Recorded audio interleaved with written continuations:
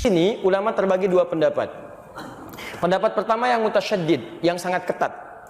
Ulama menyampaikan jika terjadi dua situasi, antum punya kewajiban qadha, baik perempuan yang tengah haid pada saat Ramadannya atau pria yang punya persoalan kemudian dia mesti mengqadha karena sakit atau yang lainnya, bertemu di bulan Syawal, ingin memilih antara Syawal dengan qadhanya yang wajib, maka pendapat ulama pertama dahulukan yang wajib. Karena sifat wajib dalam tatanan hukumnya itu di atas sunnah, prioritas, dan menjadi hutang dia. Jika dikerjakan berpahala, jika ditinggalkan berdosa dia di situ. Didahulukan kemudian qadhanya, baru kemudian selesai qadhanya dia masukkan atau teruskan dengan sunnahnya yang 6 hari di bulan Syawal itu. Jika dia mendapatinya, alhamdulillah. Jika tidak mendapatinya dengan keinginan dan niatnya, maka pahalanya dituliskan di situ. Paham sampai sini? Baik. Yang kedua, ini mutasahilin, yang agak longgar di sini. Yang agak longgar. Maka boleh kemudian mendahulukan puasa Syawal dulu. Begitu tuntas Syawal, baru kemudian dikerjakan selanjutnya puasa yang qadhanya, yang Ramadannya. Apa pertimbangannya? Dua hal. Pertama, ayat Qur'annya menunjukkan di Al-Baqarah ayat 184 itu, lihat kalimatnya ayyaman ma'dudat. Faman kana minkum maridha aw 'ala safarin fa iddatun min ayyamin ukhra. Puasa tunaikan di beberapa hari yang ditentukan, bulan Ramadan. Tapi kalau Anda sakit yang tidak memungkinkan puasa atau di perjalanan yang meluitkan puasa, silahkan ganti puasa yang tidak bisa ditunaikan itu di hari-hari lain. Ketika menyebutkan hari-hari lain, kalimatnya menggunakan ukhar, jamak dari kata akhar. Jamak dari kata akhar itu ada dua, satu ukhra, kedua ukhar. Kalau ukhra itu sifatnya terbatas, tapi kalau ukhar sifatnya luas. Maka Sayyidah Aisyah radhiyallahu taala anha itu pernah beliau mengqadha puasa di bulan Sya'ban ketika akan bertemu dengan Ramadan selanjutnya. Maka di sini dijadikan dalil kalau ada orang ingin mengejar Syawalnya dulu, diperkenankan dan dia bisa melanjutkan untuk qadha puasa di hari-hari yang lain pasca bulan Syawalnya. Paham sampai sini? Nah, tapi dari dua pendapat ini, saya pribadi lebih condong pada pendapat yang pertama. Apa timbangannya? Timbangan pertama, hukum mengqadha itu sifatnya wajib.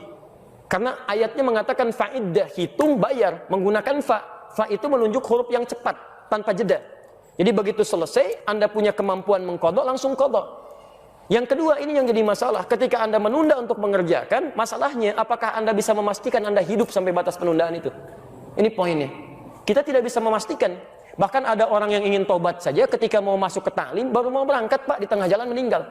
Itu ada di Quran surah keempat, An-Nisa ayat 100. Wa may yuhajir fi sabilillah yajid lahu fil ardi muragaman katsiran was'ah. Wa may yakhruj min baitihi muhajiran ila Allah wa rasulih thumma yudrikul maut. Ada orang ingin berubah dia, ingin berhijrah, lebih baik dalam pandangan Allah dan Rasulnya, baru berangkat untuk berubah. Ya, dalam masa lalu itu maaf ada yang sampai bunuh 100 orang, pernah mabuk, pernah berzina, dia pengen berubah. Lalu dia berangkat ke majelis ilmu, ingin merubah dirinya. Ada sentuhan dalam dirinya. Tiba-tiba belum sampai ke majelis ilmu, di tengah jalan dia meninggal. Jaraknya cuma sejengkal. Lebih panjang ke tempat tujuannya. Maka Masya Allah, pahalanya dituliskan oleh Allah. Surga baginya. Faqad waqa'a ajruhu 'ala Allah. Berangkatnya dihitung sebagai tobatnya, langkahnya dihitung sebagai ikhtiarnya, maka dituliskan pahalanya. Faqad waqa'a ajruhu 'ala Allah. Anda bisa kebayang nggak? Pernah bunuh 100 orang, sering berbuat maksiat, dari mabuk macam-macam. Dia pengen tobat. Dia berubah, belum sampai ke majelis ilmu, diampuni dosanya, dia meninggal dunia. Nah, syahidnya, mohon maaf, kaitan dengan kita pembahasannya adalah, lihat kalimatnya, jika orang ini saja tidak bisa memastikan kapan dia wafat, maka bagaimana dengan Anda yang berinisiatif untuk menunda qadhanya? Apakah Anda bisa memastikan Anda hidup sampai selamanya? Belum tentu. Tapi poin keduanya, jika orang pernah bunuh 100 orang saja dia pengen berubah, Allah menjamin dengan surga, maka bagaimana dengan Anda yang nggak pernah bunuh orang, nggak pernah Anda mabuk sebanyak orang tadi, nggak pernah bermaksiat seperti orang tadi? Masa sih nggak ada waktu bagi Anda untuk berubah? Dan Anda sudah sampai ke majelis ilmu, dia dapat surga, kenapa Anda nggak dapat? Maka saya ajak semuanya, ayo, yang pernah bunuh orang, pernah bacok orang, pernah lukai orang, pernah macam-macam orang, tiba saatnya Anda berubah. Anda mau sampai kapan lagi begitu? Kalau dengan keterangan ini, dengan contoh ayat tadi, dengan kisahnya, belum menyentuh Anda berubah, mau sampai kapan seperti itu? Kalau Anda ingin bertahan dalam keburukan, maaf, Anda tertinggal. Fir'aun lebih duluan dibandingkan Anda. Lebih jagoan, dan dia lebih hebat dibanding Anda. Punya bala tentara, pernah mengaku Tuhan, pasukannya dahsyat. Anda siapa? Tidak lebih buruk dibandingkan Fir'aun. Dan Anda punya peluang untuk berubah. Anda pernah jadi pemabuk? Ayo, sekarang saatnya berubah. Anda pernah bermaksiat? Sekarang saatnya berubah. Mumpung ada kesempatan. Dan tidak semua orang soleh sekarang, bukan berarti masa lalunya pun baik. Ingat pesan saya, tidak semua ikan yang gemuk berisi daging seluruhnya, pasti ada tulangnya. Seperti halnya ikan kurus akan selalu punya dagingnya. Saya pun jangan dianggap soleh. Menurut Allah barangkali aibnya ditutup saja sehingga tidak tampak dalam pandangan Anda. Hanya kita berubah.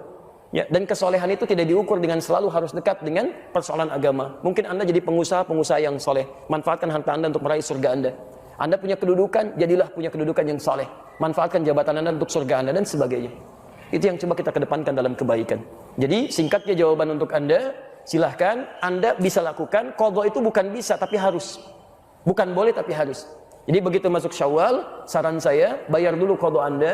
Setelah selesai baru kemudian Anda kerjakan bagian dari puasa Syawalnya jika itu memang masih ada kesempatan untuk menunaikannya. Jika tidak maka niatkan sebagaimana Anda puasa, mohonkan kepada Allah, ya Allah, saya menginginkan untuk menunaikan puasa Syawal dan saya punya kewajiban untuk qadha. Mohon berikan kemuliaan ya Allah seperti Engkau berikan kemuliaan kepada orang-orang yang telah mengerjakannya. Dan mohon mudahkan orang-orang yang puasa Syawal sekarang ya Allah seperti Engkau mudahkan orang-orang puasa saat Ramadannya.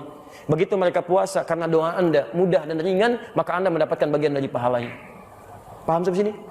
Jadi coba cari peluang pahala. Walaupun Anda tidak mengerjakannya, tapi Anda mencoba menitipkan bagian kebaikannya. Ibu sedang haid, tidak bisa puasa Syawal, tapi kan tidak menghambat ibu untuk mendoakan pada akhwat yang sedang puasa supaya mereka mudah puasanya, supaya mereka diringankan beramal soleh. Begitu mereka ringan amal soleh karena doa Anda dapat bagian pahalanya.